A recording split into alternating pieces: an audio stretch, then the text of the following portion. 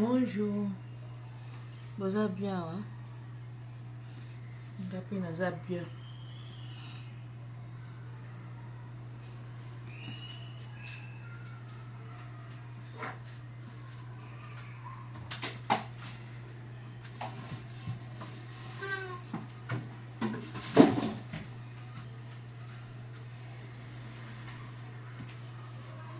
On y va. Moi,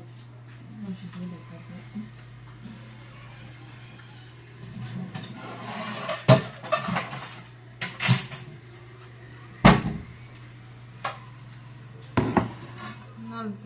alakisa bino bamama oza na poto osalaka oza na moyen de vivre capacité ya kosomba eloko kolinga te kaka eloko ekoma vraiment très easy donc ekomi vraiment alambo ebebi vraiment nde ochange non oza na cuisine propre banzungu propre basani pe ya présentable voilà neti nga lokola solde bandi boye nakendaki na profitaki na magasin moko nalinga yango mpe mingi magasin wana ezaka magasin ya baitali bakomaka kaza ana mboka na biso baza na biloko vraiment ya qualité pas trop cher pas moins cher aussi ezalaka kaka mwa moyenne nakendaki nazwa mwa bakikalungu nanga kuna kikalungu vraiment ozomona eza qualité moni qualité vraiment oyo vraiment olambeli yo moko obaye yango boye ekutaki nga 40 euros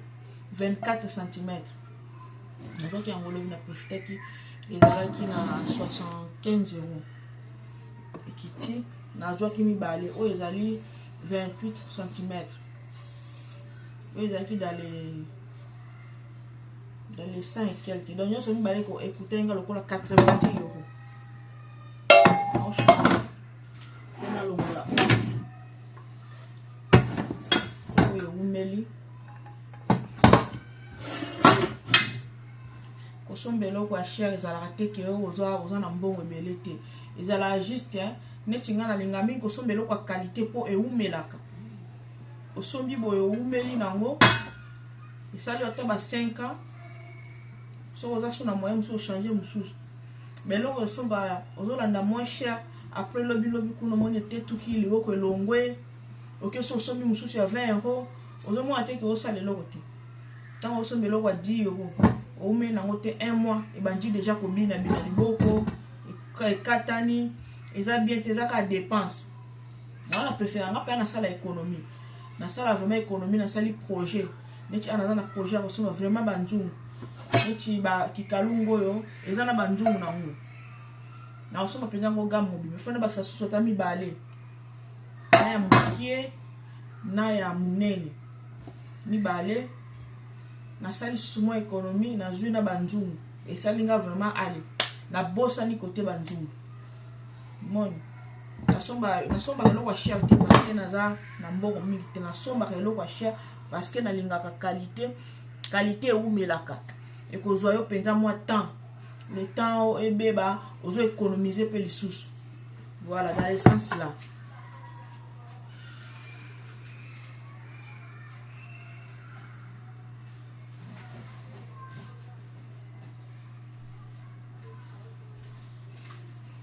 eza na bato mutu na mutu alingaka na ye ndenge amonelaka makambo ndenge alingaka place alingaka kodepensele mbongo na ye nga na depensaka mbongo na nga na place navandaka place vraiment navandaka nde na depensaka mbongo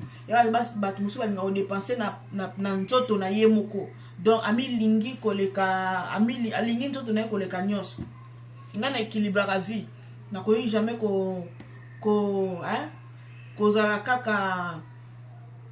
focaliser na côté moko te donc naza kaka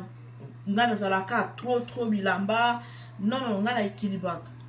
kolata moyenne vie na ndako moyenne bana mobali donc voilà quoi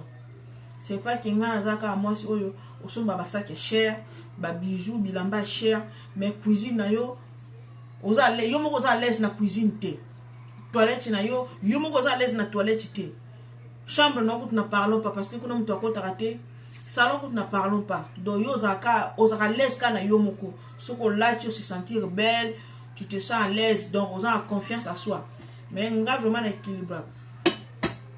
les gens ont mingi mais c'est juste la vie c'est l'organisation il faut s'organiser la vie va s'organiser à quatre nous sommes s'organiser pour nous organiser tu gagnes à mingi que le kabatu non c'est juste organisation. En tout cas, on est vraiment contre maman, les jeunes filles au Bazalaka. A vraiment dépensé quand on a eu ma casse qui place y avant. Au côté de la cuisine, la jeune fille, on dit que la cuisine, la jeune fille. Et pourtant, on a la poto. Poto est là qui c'est qu'il faut quand même une vie équilibrée, vie moyenne. Il faut quand même la cuisine. Cuisine, il y a catégorie et catégorie. Il y a cher, il y a moyenne, il y a moins cher. Il suffit qu'à dans la cuisine, oyo, toi coach boy, Amélie peut mal se sentir peu à l'aise. C'est pas que yo la sakaka vie à libanda, ba mono ka uzaka libanda, uzaka danser, oh za bébé, oza moi si moko bien, o la taka bien, mais place au vandaka, ozo banga na ko yamba bato. Ozo kana soni ko yamba bato. Mais makasi kana photo. Makasi kana ba snap mais nanda kuno yamba mutute et dans notre belé bazana ba principe ya yamba bato oui parce que ko yamba pe n'importe qui nanda kuté ça c'est vrai mais bato musu ba boya ka penza ko yamba bato parce que ayebi ki nanda kuna ye ça vaut pas la peine parce que imagine yo apesa ka libanda nanda ko eza ndenge moko te zo bala na te ozo nanda ko parents libanda ozo na parents moko ya grande dame. Mais grande dame wana mtu akoya nanda kuna kokomela ta maite pona nini ozana verre même ata verre il y a 5 euros oh kutu zara te kaka même ata maison du monde à 5 euros ezate mais maquillage nyonso ya Sephora marque nyonso ba make-up nyonso marque nyonso bimakoza nango mais ça eza nango mabete équilibré maman équilibré vie aux gens la chambre tondi si ba parfum le quoi la problème on dirait aux autres comme aux autres kate ba parfum comment le la décoration la chambre mais cuisine na yo et l'autre côté et tout cas franchement na comprendre pour ça la honte ni aux gens la 30 parfum les dans les 1000 et quelques il y a parfum car na chambre mais verre ya pamba boy qui toque représenter dans mon mutumai exacté maintenant on comme pour son bataille on somba boy comment on somba za cher oui maison nango yango casa on somba wana OK somba na banjungu na pour somba loko boy 40 € au moins cher mais pour on somba ba parfum au moins cher te voilà moi je condamne pas dans dans la façon na ndenge place à qui da dépenser même bon.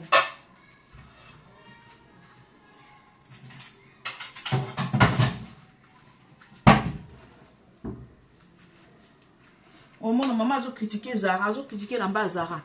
a critiqué l'amba H&M, a critiqué l'amba moins cher. Yé moko bilamba est cher, mais ndaku na cuisine na ye, chambre na ye, douche na ye, n'en parlons pas. Mais je préfère encore la tananga H&M, na la Zara na sa propre, mais apparence nanga ya propriété nanga eza ko correspondre na place na vanda. Je peux pas na ta Gucci, na ta Versace, na ta Chepeni, na mais ça qui est Chanel ou bien Lancer, il y a 1000 € mais place na vanda réseau correspondre te. Donc qui m'abattu, comment kana soni. Non. Les jeunes filles d'aujourd'hui, ceux qui ba maman biso ba maman ba yaya ba sala ba erreur wana ko zala azaka danser azana bilambe belé ba bijou belé ba sac belé mais place avant na kezala malonga te biso génération ya lelo il faut tout changer système wana. Conseil na pesa ka conseil na ko pesa na jeune fille soki ozwi ndaku sika wana pe conseil pe ba pesa nga eloko liboso ko yiko privilégier d'abord ba ko babanda na cuisine na douche. C'est là où ba mona ka propriété ya mwasi cuisine na douche débloquer na numbongo basa ila yo cuisine na yo na douche chambre salon kosala yango sima parce que na douche na cuisine na douche de place tolekisaka temps ebele parce que na douche eza place to se maquillaka tozwaka vraiment temps na douche cuisine eza place neti na mingi naza na cuisine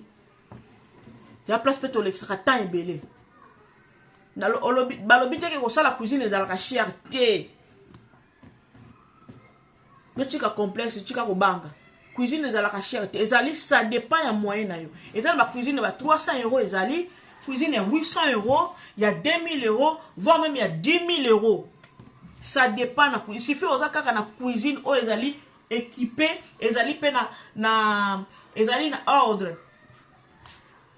o ko tia eloko na place nango selon moyen na yo oyo kozala peka na 1000 euros na wana ok osala cuisine kende na électrodépôt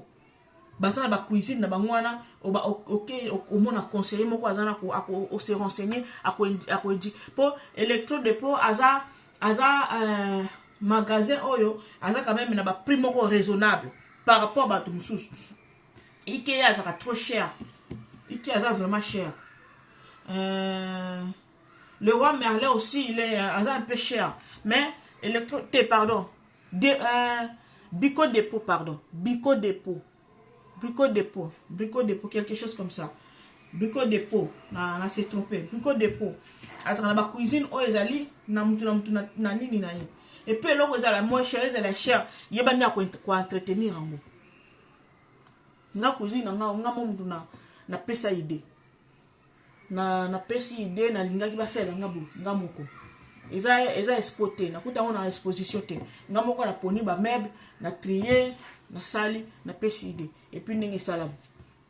voilà c'est ça et encore na ngana loba maman to équilibre ka vie donc so ipo lingi na ko équilibrer vite mais sachez que mutu na place oyo a dépasser mbongo na ye voilà na chiki bino je crois que à la prochaine vidéo bisous bye.